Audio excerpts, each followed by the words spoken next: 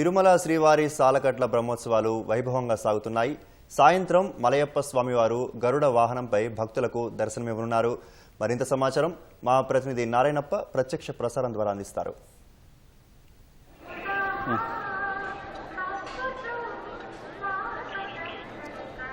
కోనేటి రాయుడు సప్తగిరీసుడి బ్రహ్మోత్సవాలు అంగరంగ వైభవంగా సాగుతున్నాయి.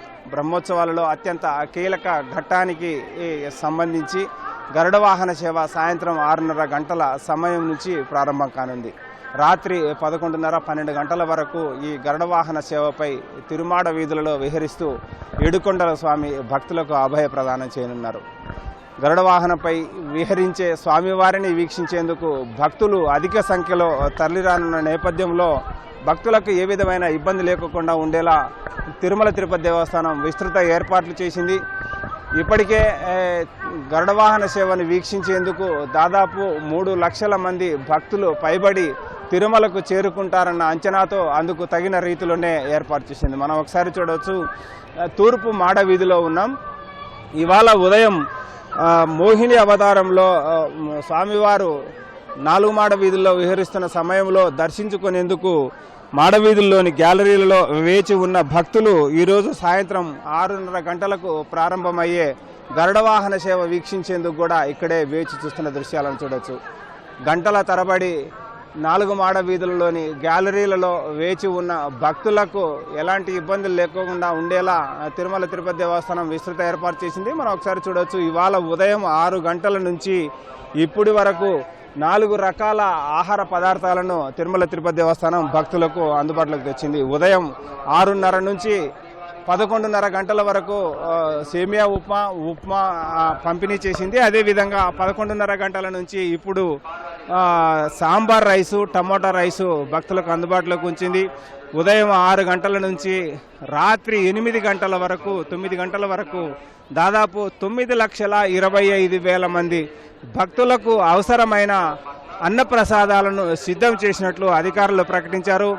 ఇప్పటికే వివిధ ప్రాంతాల నుంచి తరలి వచ్చిన భక్తులు 4 మాడ వీధులలో వేచి ఉండడంతో ఇకపైన గరుడ వాహన సేవను వీక్షించేందుకు తిరుమలకు చేరుకుంటున్న భక్తులు తిరుమలలోని ఇతర ప్రాంతాలలో ఉండాల్సిన పరిస్థితి నెలకొంది. ఈ నేపథ్యంలో ఎలాంటి ఇబ్బందులు మనం ఒకసారి చూస్తున్నాం. భక్తులు మాడ వీధుల్లో ఉన్న భక్తులు చెప్తున్నారు,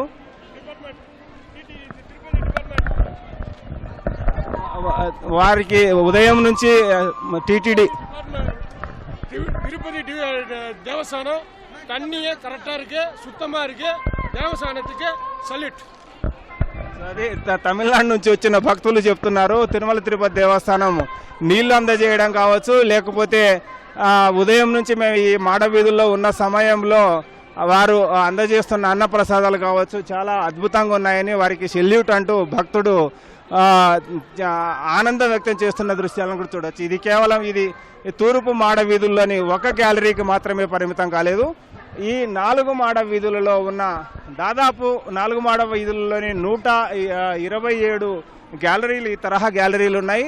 వీటిలో దాదాపు 1,70,000 మంది వరకు భక్తులు కూర్చొని మాడ వీధుల్లో విహరిస్తున్న మలయప్ప స్వామిని వీక్షించేందుకు అవకాశం ఉంటుందని చెప్పి టీటీడీ అధికారులు అంచనా వేశారు. అంతకు మించి భక్తులు వచ్చిన సమయంలో వారికి కూడా ఇబ్బందులు లేకోకుండా ఉండేలా తిరుమలలోని ఇతర వీధులలో పెద్ద ఎల్ఈడి స్క్రీన్లు ఏర్పాటు చేశారు. ఆ ఎల్ఈడి స్క్రీన్ల ద్వారా వీక్షించేందుకు అవకాశం ఉంటుంది. అదేవిధంగా మాడ వీధులలో స్వామి విహరిస్తున్న సమయంలో తూర్పు మాడ వీధిలోంచి దక్షిణ మాడ వీధిలోకి వాహనం ప్రవేశించిన తర్వాత ఇబ్బందులు లేకోకుండా ఉండేలా తిరిగి తూర్పు మాడ వీధుల్లో, అంటే అఖిలాండం వైపు నుంచి తిరిగి తూర్పు మాడ వీధుల్లో ఉన్న గ్యాలరీలను నింపేందుకు కూడా ఏర్పాటు చేసింది. అదేవిధంగా సుబదం వైపు దక్షిణ మాడ వీధిలోకి వాహనం ప్రవేశించిన తర్వాత సుబదం వైపు నుంచి కూడా భక్తులు కిందికి దిగి అక్కడ క్యూ లైన్లు ఏర్పాటు చేసి ప్రత్యేకంగా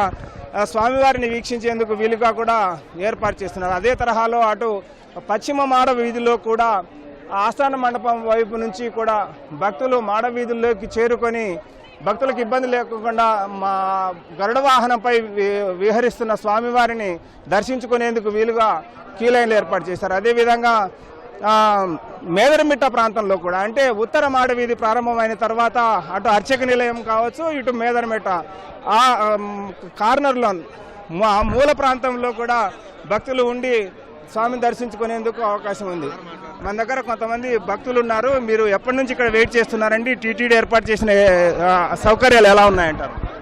ఫ్లోటింగ్ అయితే ఎక్కువనే ఉంది. అనుకున్న విధంగా మేము గతంలో వచ్చి ఉన్నాం, కానీ ఇప్పుడైతే అసలు రావడానికి ఇబ్బందులు అవుతున్నాయి. మేము 8 గంటలకు వెళ్ళి క్యూ లైన్లో వస్తే కూడా ఇప్పటిదాకా ఈ దగ్గర రాగలిగినాం.